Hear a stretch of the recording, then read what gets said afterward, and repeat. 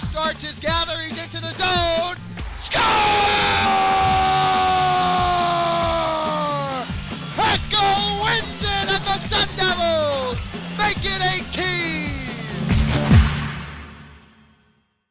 Hello and welcome into another episode of Hell Frozen Over, ASU's weekly show on ASU Hockey. I'm Trey Lampy alongside Nick Marek here, and today we're going to be talking about that Iowa State series. Sun Devils were able to come away with a sweep on the road. Wasn't easy. We're also going to have interviews coming up with Coach Powers and Danny McAuliffe, as well as a look ahead to the Lindenwood series.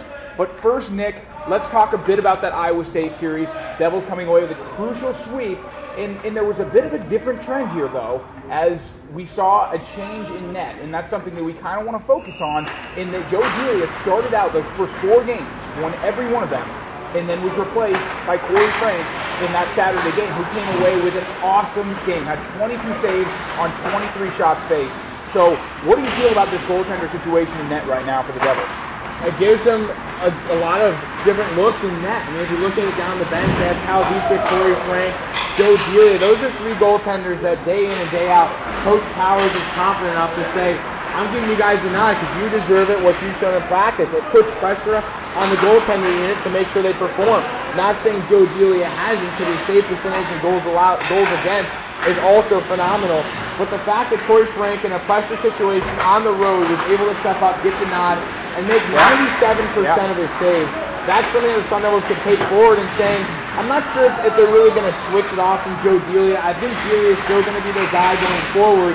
But now Coach Powers said if the team's ever struggling, I have Corey and Kyle who could do the job very well. And that's true. I mean, the fact that the Devils know they have that depth in net, which is something very few teams can say they have, is an amazing feat, and is something worth noting going forward, because you can have depth at any position, but having depth in net, when you have a guy who's just having an off game and you want to pull him out in relief and still have a chance to win, you know if you put Corey Frank in there, he's going to compete just as hard as Joe Delia ever would, and almost as much talent between the pipes. Going back to Iowa State, they got the sweep in the past. Maybe wouldn't have done so against a tough opponent like Iowa State. They were ranked 11th. That most likely could change come in the new rankings. So what does this mean for the Sun Devil team? It's huge. It's a huge momentum swing, and when you're talking about winning your road game, something that the Sun Devils have struggled with in the past, going on the road to the Midwest especially, and winning back-to-back games is never easy, especially when it's against a solid opponent. And the Sun Devils, it was not a cakewalk. They did not come out, completely dominating the team.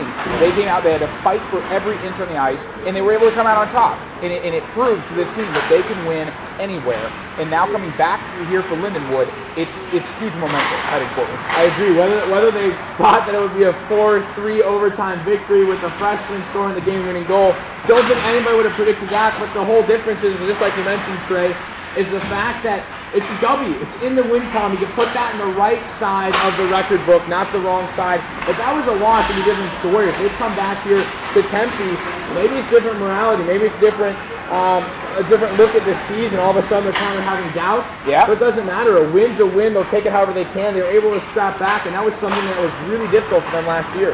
Well, not only that, but it's huge to prove to themselves that they are the number 2 team in the country. You know, and you look at the rankings, and this week was not the best week for teams in the ACHA with a ranking. Number 7 Liberty was swept, Nick. Swept. 0-3, I believe. 0-3 in the week in the ACHA Showcase.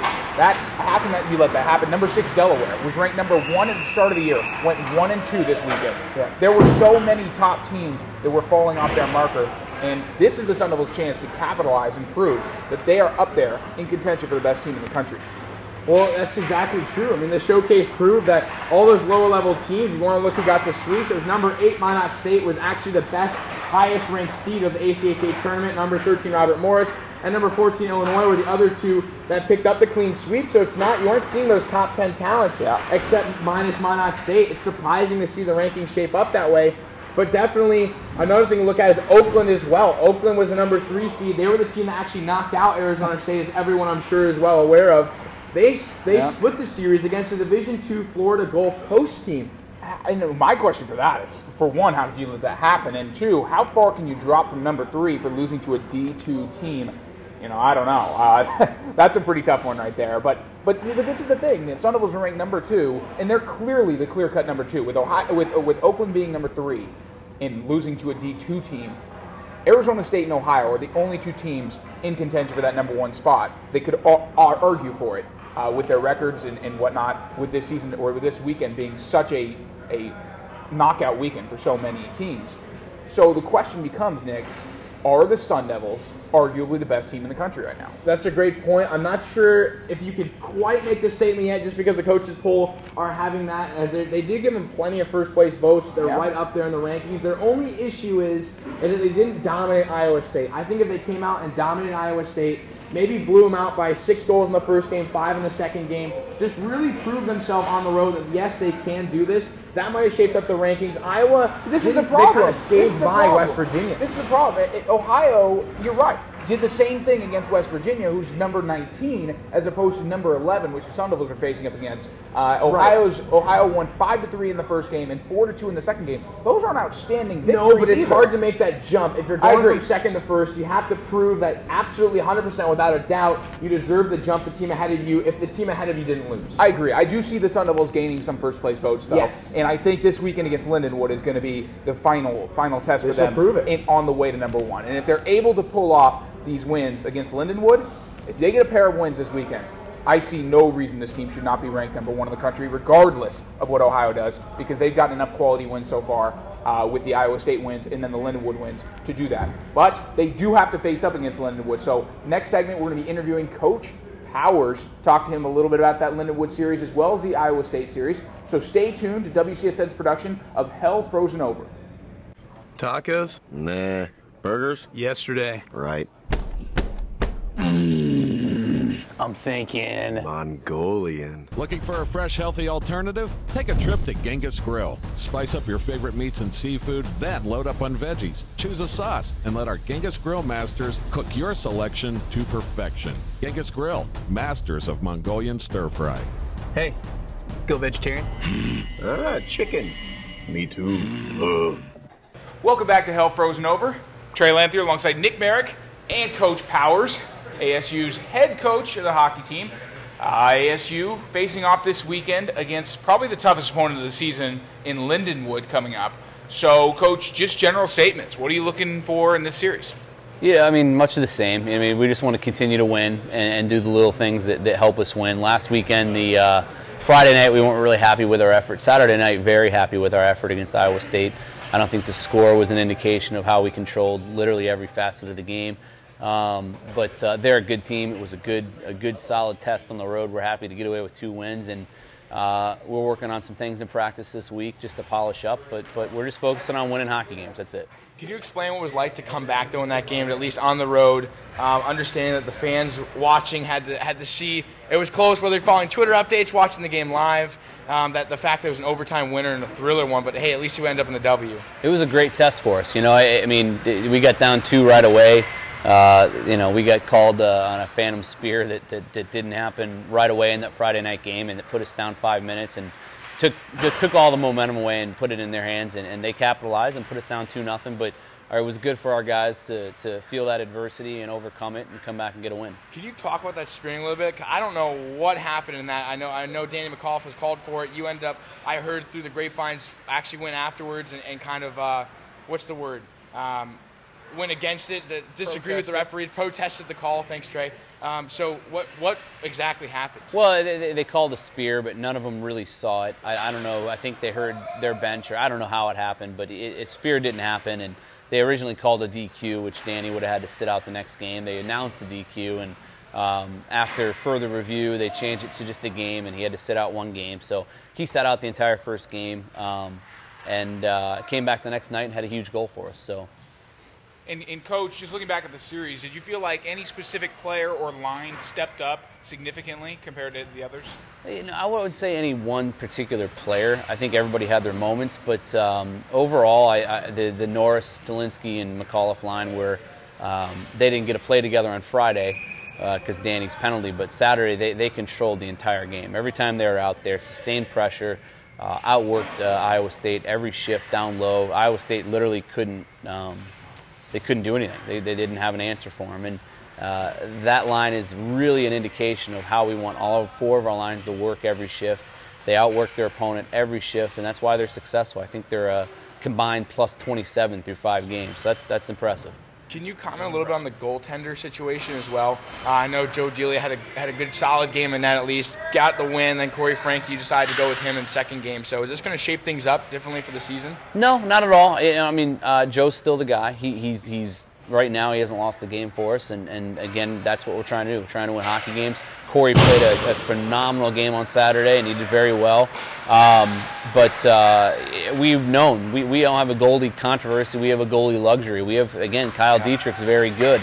So, we view our 3 goaltending, our goaltending depth as a luxury, and they all support each other. Everybody's behind whoever goes, no matter who goes, and we'll just kind of take it game by game. And then looking ahead to that Lindenwood game, how much do you take from last year's game as preparation going into this year's? Yeah, they're always very good. And right now they're 1-3, and that's not an indication of how good they are. They're by far going to be the best team we've played to date. And by the end of the year, they'll be in the thick of things, and they'll be a national title contender. They lost 3 very good defensemen. They have a young D core, but now that they have 4 games under their belt, they're going to come out here. We have a target on our back. We're the second-ranked team in the country. They know we're very good. We're going to get everything they have, and they're incredibly well coached. They have 4 good lines. They have really good young D. They're going to be good. We're expecting very tough games. How's it feel to be back here at home? It's good. The weather's a lot nicer than in Ames, Iowa, that's for sure. But it's good to be back home, and we got a nice little home stretch in front of us for about a month, and we're just going to take it weekend by weekend and see what happens. Good, Coach. Well, good luck in the Lindenwood series. And if you want to tune into that, you can go to Fast Hockey and check out WCSN's broadcast of that on Friday and Saturday nights. So stay tuned for that. We'll be sticking around. So stay tuned in to Hell Frozen Over, presented by WCSN. How do we rise to the challenges before us?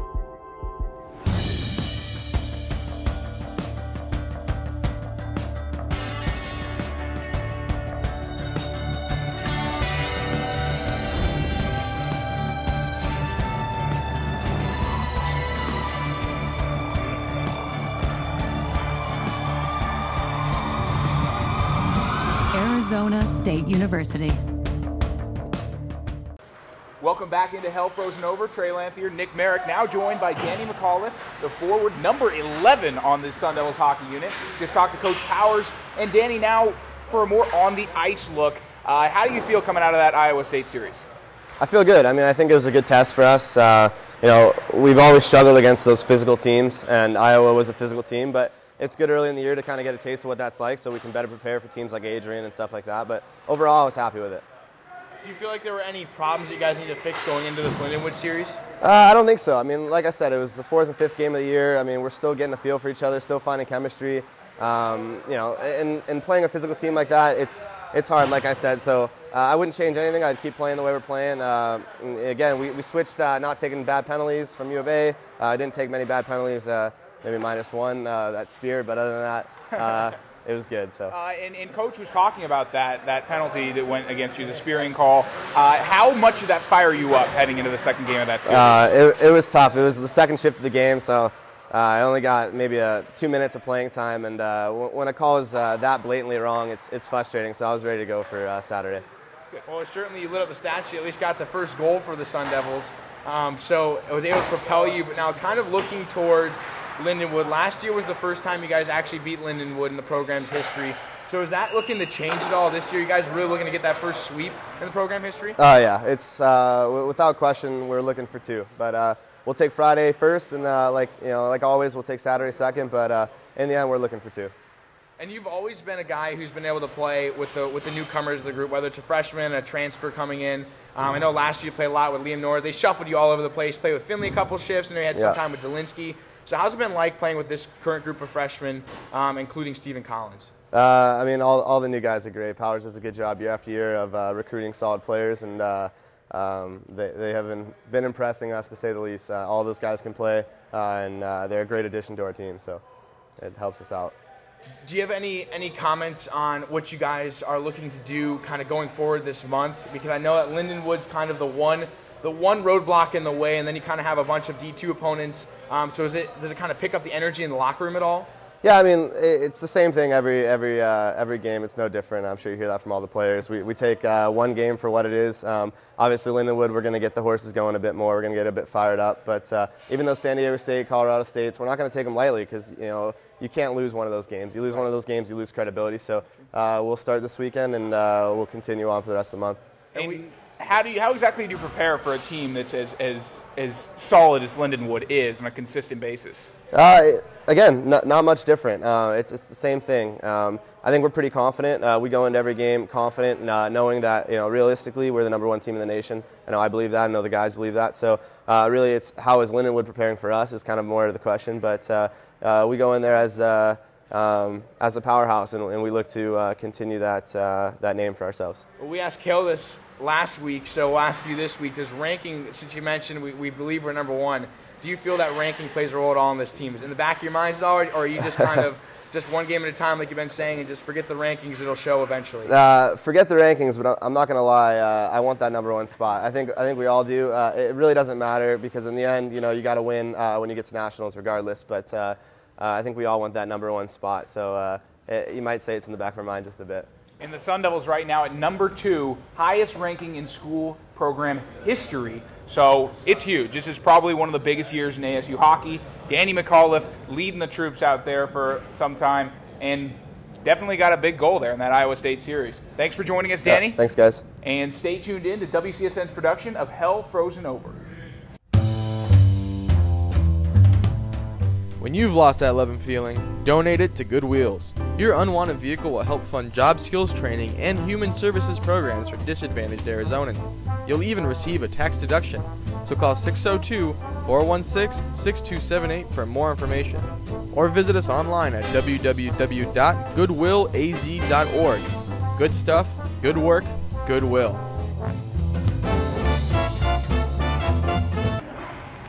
Welcome back to Hell Frozen Over. Trey Lanthy alongside Nick Marek. No guest with us this segment, but we've got each other. That's good enough for us. We're going to wrap it up talking about the Lindenwood series coming up this weekend, Nick.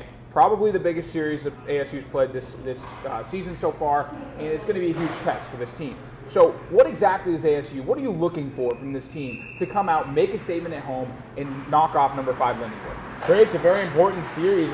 That's about all you can say about it. If it's a number 5 versus number 2, there's a lot of ranking position on the line, pushing themselves forward, getting momentum. The Sun Devils were on the road last weekend, so coming home back here in Oceanside is certainly probably going to be a pleasure to them, of just being able to sleep in their own beds, having their own comfortable locker room, their own fans and support there. Whatever the reason is, teams always play better at the road. Arizona State is probably one of the best at that. So if you look at them last year, they actually got their first victory in program history, like we mentioned, against Lindenwood. Danny McAuliffe wanted to get the sweep. Hopefully that could happen on our end, but at least we know the mentality is in the right place. Well, you mentioned the fans. I mean, last year the Lindenwood series was booming here. It was almost like a U of A series with all the fans we had out here, and that's huge for ASU to really ride that momentum at home. But something worth noting is the fact that Lindenwood is 1-2-1 and still number 5 in the country. ASU at 5-0-0, undefeated. Where do you think that those records are going to come into play in this game? Do you think that affects your mentality? Do you think ASU is a little overconfident about Lindenwood, seeing as Lindenwood is 1-2-1, or do you think they're still seeing Lindenwood for as they are? Coach is talking about what a great team they are year in, year out. Where do you stand on the fence if you're an ASU player? Well, that was my whole point. I think Coach Powers kind of set the line when he said it doesn't matter about rankings. The fact is, this is the strongest opponent we've had to play to date. And I think the whole team realizes this is a team that's national championship contenders every single year in the ACHA. This is not a walk in the park. Record aside, you could ignore those. Yes, they might have struggled early, but the fact that even Coach Powers is saying they have to find their replacements, it takes time for teams to gel. If you lose your top 3 defensemen, that's a difficult role to replace on the ice. As you've seen, Arizona State had some new freshman defensemen come in. One of them are playing on the top line, and Jordan Young. But then Brett Blomgren and Sean Ritchie are also there, but they were tucked in more in a little lesser role. They're kind of eased their way in on that third line, but they've been logging quality minutes. So if you imagine being on Lindenwood, and having to say, wow, I need to look to a couple of newcomers and say, you guys need to play at least 30 minutes of quality hockey a night. Well, and you look at Lindenwood, the team has 10 players with 3 points or more. Remember, they've only played 4 games. They've got 10 guys with 3 points or more. So this team is very deep. Now, there are no superstars surfacing here, but they definitely have quality players at every point in the ice. And it's going to be hard to strategize against that because there's so much parity. There's so many guys that can really distribute the puck and move it around. That's a great point you mentioned that because they do have phenomenal depth. That stat kind of says it all. On top of that, Grant Gorchika is one player on Lindenwood who was able to light up Sun Devils last season. He did score 2 goals. I guess I shouldn't say light up, but the fact that he got 2 of the goals out of their 3 total, he's a guy who knows how to come into Tempe, put up the big goals, and then also goaltender Croswell. He stepped in. He wasn't technically starting goalie. They went back and forth last season. They shifted things up in net. But he picked up the win against the Devils. He was the one. He came in on Saturday, had a big save percentage in net, stopped. I think he faced over 30 shots in the game, didn't phase him at all. So I would not be surprised if we see him in net for the first game, given the experience, the fact that he was able to beat the Sun Devils. In Oceanside, too. Yes. In Oceanside. And that's always a different factor. I mean, the atmosphere here is pretty high, especially when you're a team like Lindenwood that everybody wants to be Lindenwood. You know, Coach talked about ASU having a target on their back. Lindenwood will always have a target on their back, no matter what they are ranked, no matter what their record may be. And ASU is going to come into this game being prepared, being ready, because it's the biggest series of the season to date. Yes. And not only that, but the Devils know after this series, they've got some easier games. So it lightens up a bit, and they're in the eye of the storm right now. So they definitely want to get out of this still with an unblemished record. They've got a chance to move to 7-0 on this series or on the season with the 2 wins here. Lindenwood coming in here, going to be ready to play. But that's going to do it for us here on Hell Frozen Over. Lindenwood ASU going to be going on Friday night and Saturday night on fasthockey.com. WCSN will be bringing you that broadcast. This man right here will be on the play-by-play, so definitely tune into that. Number 5 versus number 2. Huge series for the Devils. Thank you for tuning into Hell Frozen Over. Alongside Nick Merrick, I'm Trey Lanthier. This has been brought to you by the Walter Cronkite Sports Network.